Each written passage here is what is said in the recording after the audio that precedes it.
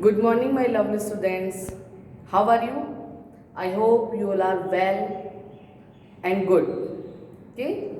So, students, today we will discuss the new topic, that is the Turkish invention. Okay. Turkish inventions के बारे में हम आज पढ़ेंगे. इसमें first we talk about the Ghazni okay Ghazni के बारे में आज हम स्टडी करेंगे. Mohammad of Ghazni was a Turkish conqueror who established his empire in Ghazni. Okay present day in Afghanistan. Okay किसने एस्टैब्लिश किया ये एम्पायर? गजनी ने.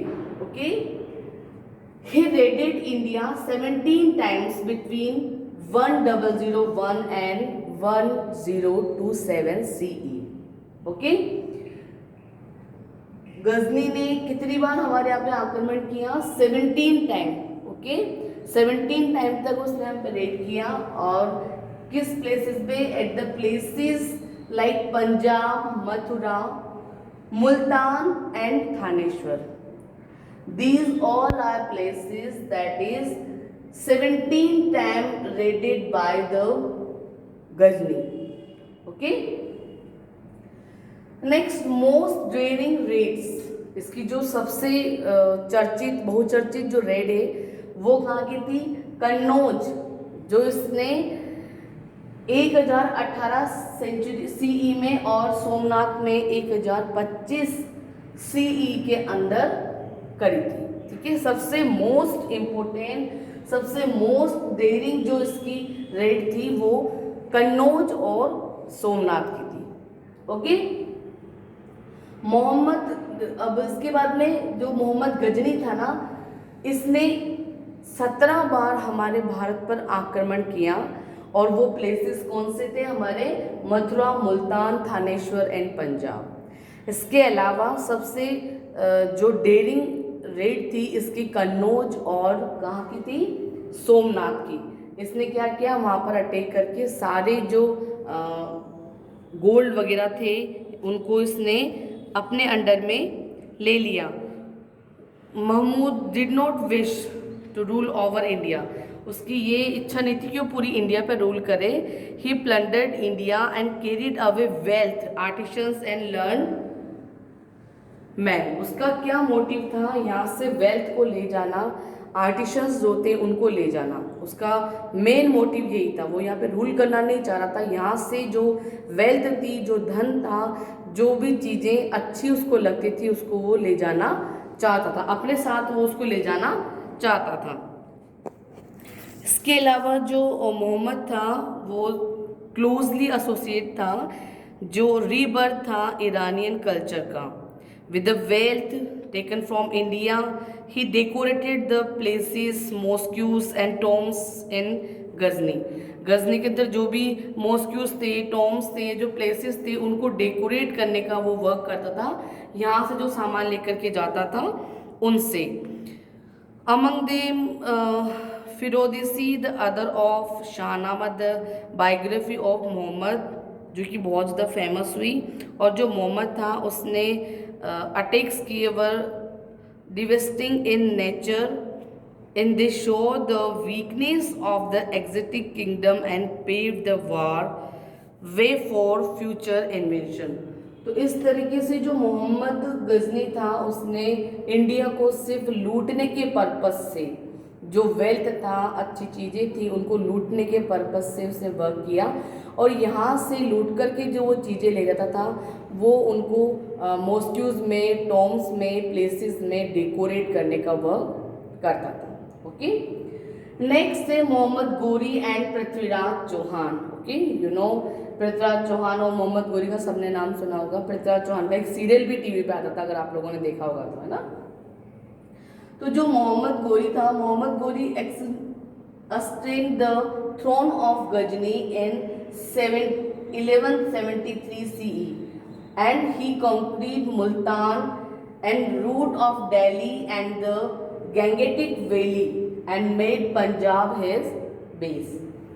Okay, जो मोहम्मद गोरी था वो उसका पूरा नाम सहीबुद्दीन मोहम्मद गोरी था. ठीक है. इसने असेंडिंग किया था थ्रोन किस टाइम पर? 1173 में। किसको? गजनी को। ओके। और अपना जो रूट था उसने मुल्तान से लेकर के दिल्ली और गंगेटिक वैली से लेकर के पंजाब को उसने क्या बनाया? अपना बेस बनाया था। ओके। अगर इसकी हम बात करें तो around this time Prithviraj Chauhan ascended the throne of Ajmer and defeated the Chandels and occupied Delhi. उसने क्या किया था? चंदेल्स को हरा करके दिल्ली को ऑक्यूपाई कर लिया था। And Mohammad Ghori came into conflict with Prithviraj Chauhan for desiring the control of the Gangetic valley and Punjab. दोनों की क्या इच्छा थी? मोहम्मद गोरी और पृथ्वीराज चौहान की कि जो गंगेटिक वैली और पंजाब का जो एरिया है उसको अपने कंट्रोल में ले लें। ठीक है। इसलिए इन दोनों के बीच में बैटल हुआ, that is battle of Tarain. ठीक है। तराइन का युद्ध हुआ, फर्स्ट तराइन का युद्ध हुआ 1911, जिसके अंदर कौन जीता? पृथ्वीराज जीत गया और मोहम्मद गोरी हार गया। नाउ सेकेंड बैटल हुआ तराइन का, दैट इज 1192, जिसके अंदर मोहम्मद गोरी ने पृथ्वीराज चौहान को हरा दिया और विजेता कौन बना? मोहम्मद गोरी। और विजेता बनने के बाद में उसने दिल्ली, बिहार, बंगाल और जो गंगा यमुना दोब था वहाँ पर अपना कंट्रोल बना लिया। ओके। कब? After the second battle of Tarain Mohammad Ghori जीत गया और उसने क्या किया? जो दिल्ली था, बिहार, बंगाल और गंगा यमुना का दोब था उसको अपने अंडर में ले लिया। ओके। नाउ इसके बाद में क्या हुआ? आफ्टर द बैटल, युद्ध के बाद में जो तराइन थी, मोहम्मद गोरी वापस आया। कहाँ पर? Ghazni, leaving the control of his India territory in the hands of his trusted slave Qutbuddin Aibak. Second जो तराइन का युद्ध था वो जीतने के बाद उसने दिल्ली और जो गंगेटिक प्लेन्स थे, यमुना के दोब थे, वहाँ पे अपना कंट्रोल ले लिया। उसके बाद वो वापस आया और उसने अपना जो एक बहुत ज़्यादा विश्वास पात्र जो व्यक्ति था, दैट इज़ कुतुबुद्दीन ऐबक, उसके हाथों में सारी बागडोर दे दी और यहाँ से वो चला गया। तो इस तरीके से हमने देखा कि जो टर्किश इन्वेंशंस था उन्होंने किस तरीके से हमारे भारत पर इतनी बार आक्रमण किए। 17 टाइम तक अटैक किया। ठीक है। गजनी ने 17 बार आक्रमण किया। एक बार, दो बार, तीन बार ट्रायल में इंसान थक जाता है, बट वो 17 टाइम तक हम पे अटैक करता रहा। और अटैक करने का मेन पर्पस था यहाँ के वेल्थ वगैरह ले जा करके वो अपने यहाँ पर जो उसके प्लेसेस थे, टोम्स थे, मॉस्क्यूज थे, उनके ऊपर से वो डेकोरेट करने का उनको वर्क करता था। ठीक है।